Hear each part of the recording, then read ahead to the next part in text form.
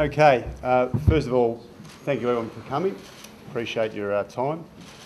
Just in introducing Mitch to the club, before I hand over to Mark, I think it's important that we just reiterate that this is not just something that's happened in the short term.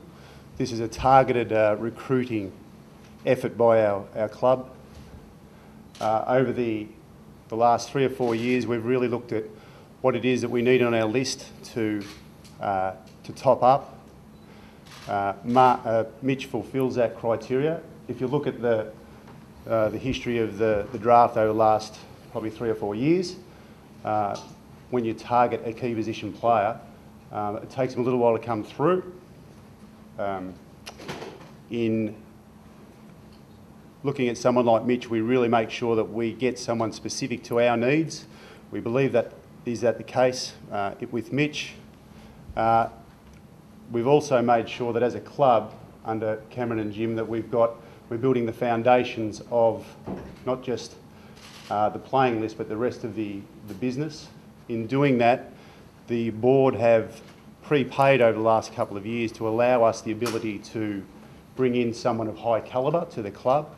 When we target a particular player, we are able to really go after them hard in both a pick sense and a money sense, so that we specifically get someone who really does fulfil the holes in our list.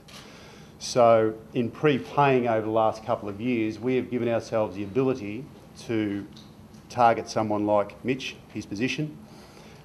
We've been able to pull it off just this last week, maybe a little bit earlier than what we thought in terms of years.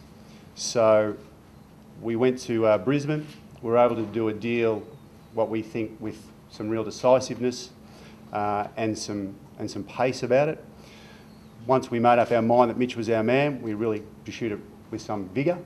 We were able to deal with Brisbane fairly efficiently, but it also puts us in a position whereby we are still set up for the future, because we think with the compensatory picks that we've still got for the future for us, and also the fact that we get Jack Viney next year under the father-son rule, we think we're really bringing the list together really strongly. And in terms of what we gave up in this year's draft, we think that Mitch really does make a difference to the players that we have on our own list at present as well, in terms of the flexibility that he offers. So we go into next year with the key position player that we've targeted over the last couple of years done in Mitch, and we also go into next year still with Mitch in our system still at about 92.5% of our cap for next year, so we've got the ability to prepay for the coming years as well. So we think that holds us in really good stead for the future. I'll just hand you over to Mark. Thanks, Tim. From my point of view, my first 4 weeks here at Melbourne continues to be a whirlwind. We started by targeting David Misson to head up the sports science department. We then managed to appoint Neil Craig to head up the footy department, and as Tim was saying, we sat down, analysed the list. Obviously we were attempting to target a key position player such as Mitch. Wednesday afternoon, when it became obvious that there might have been an opportunity for us to recruit Mitch, I was being very, very impressed with the club, the way they managed to get the deal done. As Tim said, we flew up to Brisbane, met with Mitch. Over the 4-week period, the manner in which the club's been able to deal swiftly with things, and create an environment where people want to come and work at Melbourne. I'm pretty excited to have you here, Mitch, and can't wait to be your coach. Yeah, very excited myself to be at such a proud club in Melbourne, and just looking forward to the hard work ahead, and was really pleased with the way that Mark and the rest of the guys and the club presented to myself and my family, so made it a pretty easy decision in the end.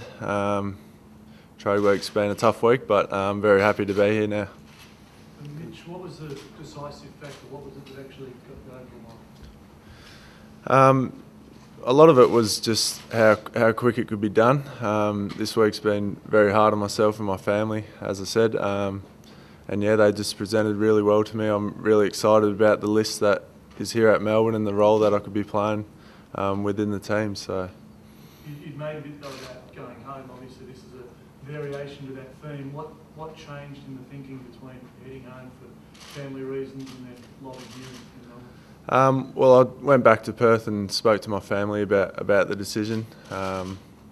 Obviously, Cameron was hassling me a fair bit through text messages and things like that. So, yeah, the club was really serious about getting me here, and presented really well to myself and my partner. And it was a non-decision in the end. My family's really excited for me, and I'm only in Melbourne. I'm not too far away from Perth. Did you feel that Fremantle didn't necessarily chase you hard enough or seriously enough? Oh, they presented well to myself. I pretty much got told through my agent that the deal could be done straight away with Melbourne, and I just wanted to make a decision, and I'm very happy with the decision that I've made. Quite by Fremantle a couple of times over the weekend saying that you rejected Melbourne wanting to go there. It can't be too easy a decision then to find yourself. Yeah, it was obviously tough, but in the end, after speaking to my family, it was an easy decision. They've given me their blessing to come over here and look after myself and my immediate family, my partner and my young daughter. So. Tom Rockliff's had a bit of a crack that you perhaps chased money. How do you respond to that? That's great. I gave him a text message. He said it's all good fun. So that's good on Rocky. So yeah, I'm still very good mates with guys like that at the footy club, and I've got quite a good relationship with the Brisbane Footy Club and Vossi and the people there. So I'm quite happy where I'm at. So that perception that's out there that you perhaps chase money, that doesn't bother you at all? No, because I know what I'm here for. I'm here to work hard and contribute to the Melbourne Footy Club. So it doesn't bother me at all. Was it also about the fresh start? Yeah, obviously putting myself out there to leave Brisbane I'm obviously chasing a fresh start, and I probably had my heart set on going back to Fremantle, but as Mark said on Wednesday afternoon, this come up, and I thought long about it, and we're so happy that we got a deal done now, and I'm here at the Melbourne Footy Club. I'm really excited about the opportunity, and hopefully I can add a bit to the club, and it's a bit of a fresh start here for everyone, so it feels good. And where do you think you can add the most? You've been touted as possibly playing most of your up forward. Obviously, there's a need up forward. Is that where you see yourself playing most of your games? I might leave that to Mark, but yeah, I see myself as a forward mainly. Yeah. Mark, what does excite you about him? Is it starch on the forward line? Is it rush back? What excites you about him? And the thing that excites me was, as I said, we went through the list analysis, and obviously what we wanted to do, if possible, was to add a key position player.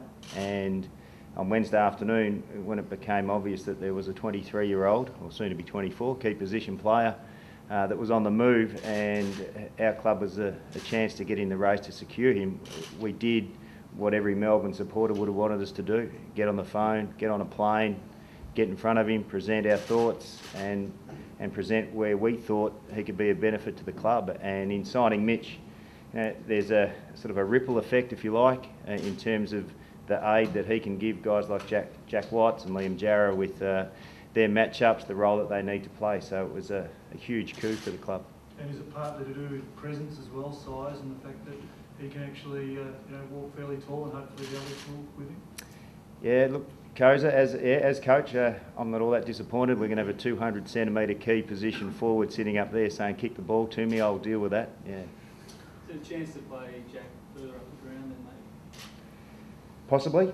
Again, look, I've only been here for 4 weeks. The players haven't started training yet, but there's a whole heap of scenarios that'll play out, and we will deal with those and practice those over the summer, but that's certainly one opportunity. Mitch, did Jim Signs play a role in this at all? I haven't personally spoken to Jim yet. I've got a voicemail off him, and I was really excited with that. Spoken to a few people at the club and just trying to get my head around faces and names at the moment. Mitch, do you feel almost any pressure that you become maybe the franchise player of Melbourne now? Oh, there's definite pressure there, but I welcome it, and I look forward to the challenge at the footy club, and I know that I'll be working hard on the track and giving myself the best opportunity to perform. So, that'll take care of itself. What What's it mean, Mark, as a statement for Melbourne Footy Club to be able to go and land somebody like this? Yeah, look, I think it's a continuation of what has been a terrific 4 weeks, and we've targeted certain people. We've also put into place a different coaching structure and a number of new assistant coaches and development coaches. So in terms of that word that footy clubs love to use, momentum, there's a fair bit of it here at Melbourne. And for me, you know, being here a month, it's been fantastic just to be a part of it. And the club's moved quickly and a number of appointments, and you know, pretty much been able just to get the job done and find a way to do that. So it's been a really impressive, that's been really impressive to me. It's been a great month. Mate, you expect to do more business today, last day of trade week, and there's still a few names that have been floated that maybe haven't. I'll let Tim answer that one. There's still work to go. Really now we're working on where our picks lay for the national draft, so we're trying to make sure that we can reel those in a bit. So that's the work that's done today. There's, 4 hours to go before trade week finishes, so there may be a bit of movement for us, but our focus was, once we found that we could really go hard after Mitch, that we really landed that as the priority, which we've done. You mentioned that this has probably come about sooner, picking up a player because of prepaying us. Does it also, in bringing in a player such as Mitch, accelerate what you think the group is capable of? Does it bring forward your expectations of where they can go? I think what it does, Michael, is it gives us an opportunity to assist in the development of some of the younger players. Now, one thing we all have to understand is that we're going to start next year with a new game plan, new coaching structure, new training regime, so those things take time. But as I said, you know, for the Melbourne supporters, you know, when someone such as a Mitch Clark becomes available, we needed to do everything in our power to get in that race and to get in front of him, and that's exactly what we did. So we're really pleased, clearly, and we feel that that's a part of our list that's now full.